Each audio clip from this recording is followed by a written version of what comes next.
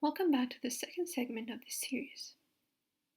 In this video, we will take a look at the basic sentence structure in French. We will also look at some of the useful words to know whenever you go to a hotel. And finally, we will learn how to ask questions. Let's take a look at how French people form their sentences. Let's take the first example. Je suis à la gare. Je suis à la gare. The three components of any sentence are sujet, verbe, et complément. Sujet is je, I, am at the station. Je suis à la gare. And you would make what's called a liaison entre the last S and the A.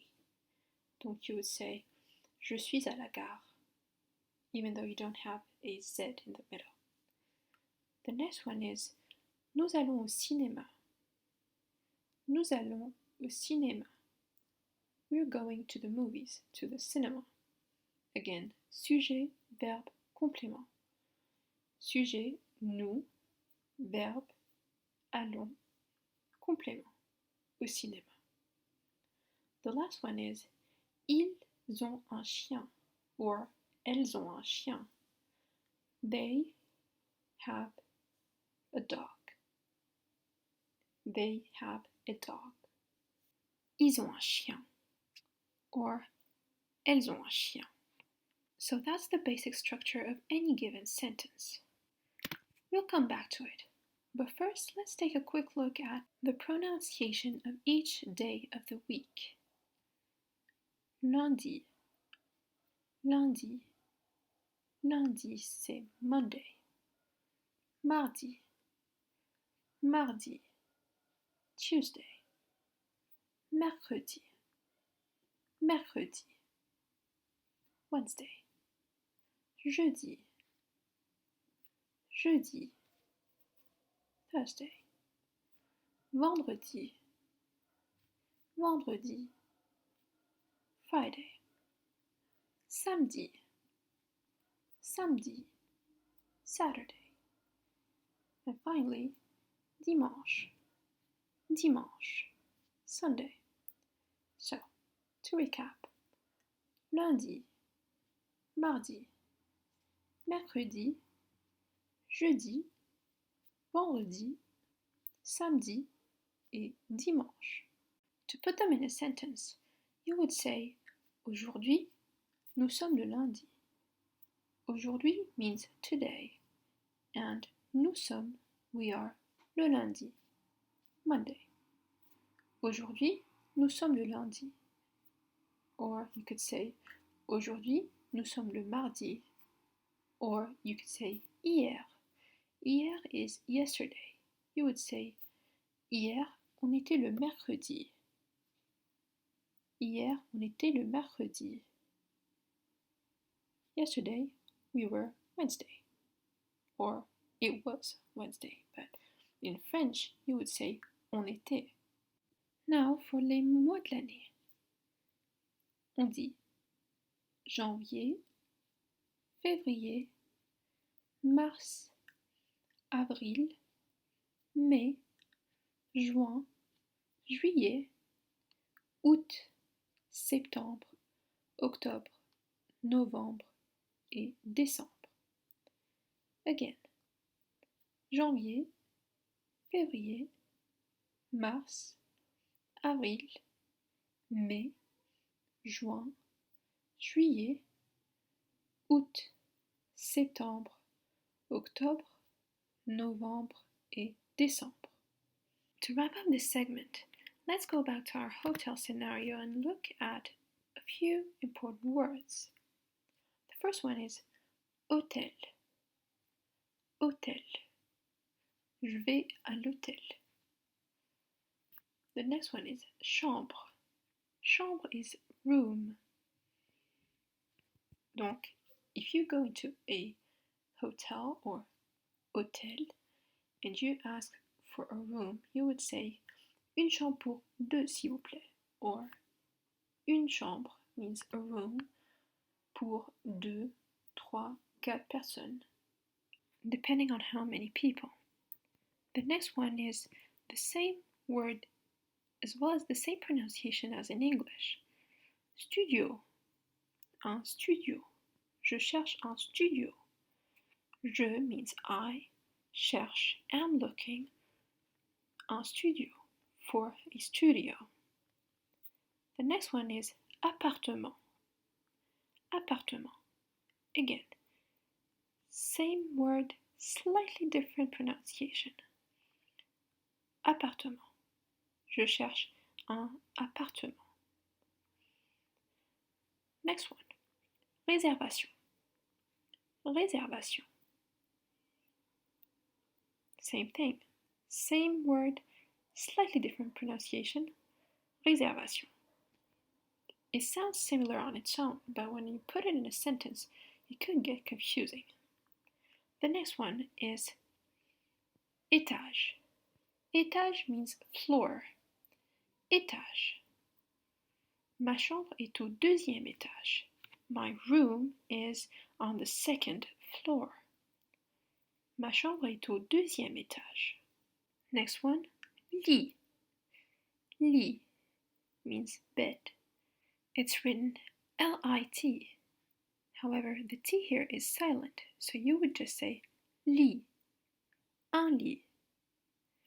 Next one, voiture. Voiture. Car. Une voiture. Une voiture. A car. Next one is louer.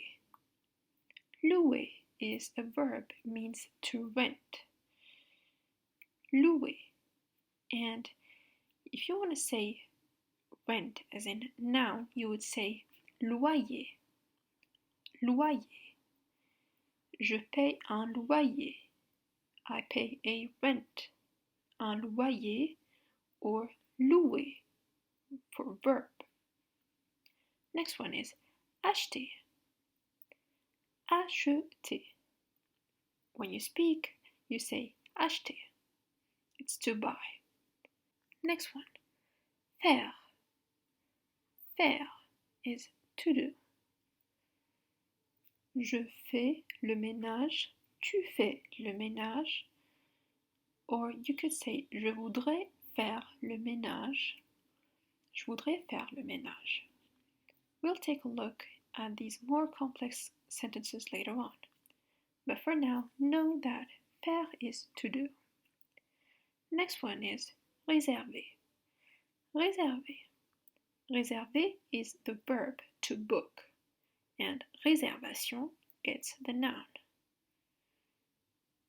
You would, however, say je fais une réservation, not je réserve une réservation.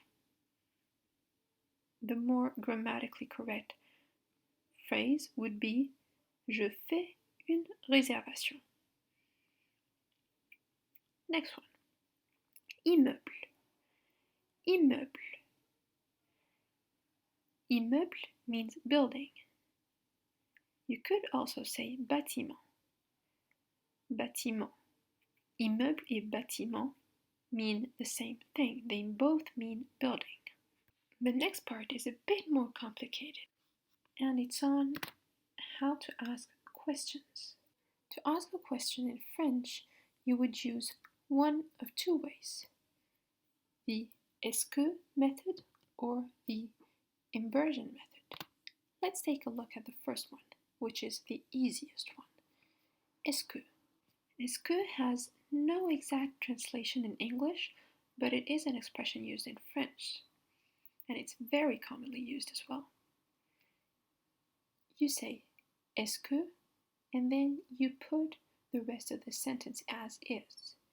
Remember how we said that sentences are made up of sujet, verb, complément, in that order. Sujet, verb, complément. Let's take a look at the first one. If I say je suis française, which means I am French, a person could ask me est-ce que vous êtes française? He would put est-ce que before the initial statement while transforming the je en vous. So the question then becomes est-ce que vous êtes française? Or est-ce que vous êtes français if you're asking a guy. Next one, again, same thing. Est-ce que vous allez bien? Est-ce que vous allez bien? Vous allez bien means doing okay.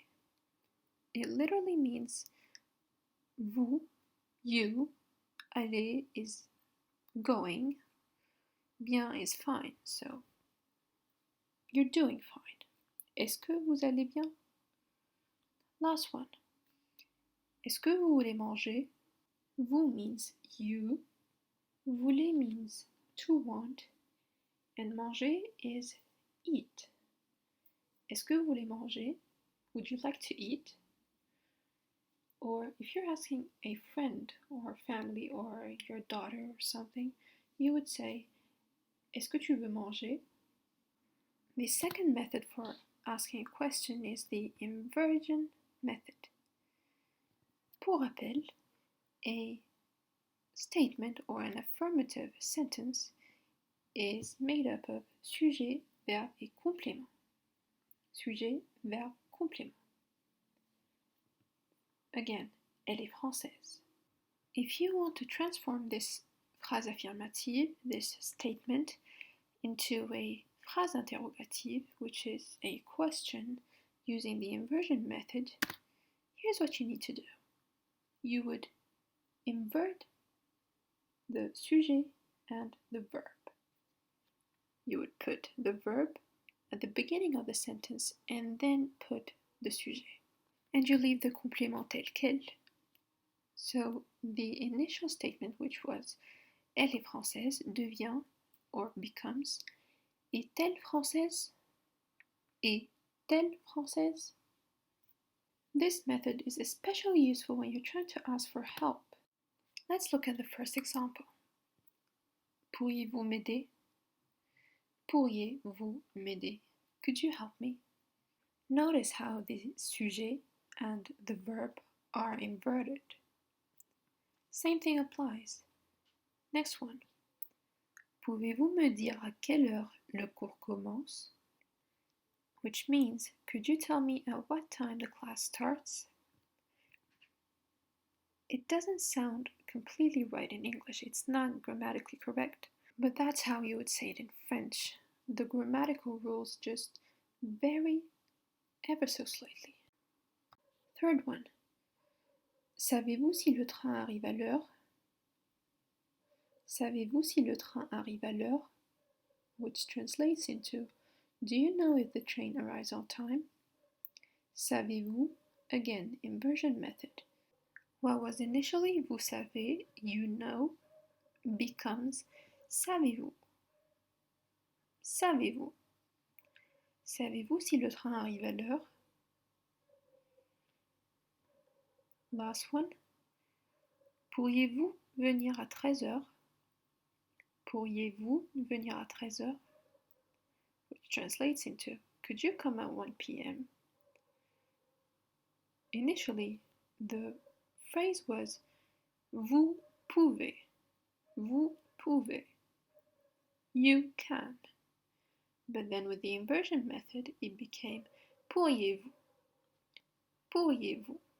And then venir means to come at 13h.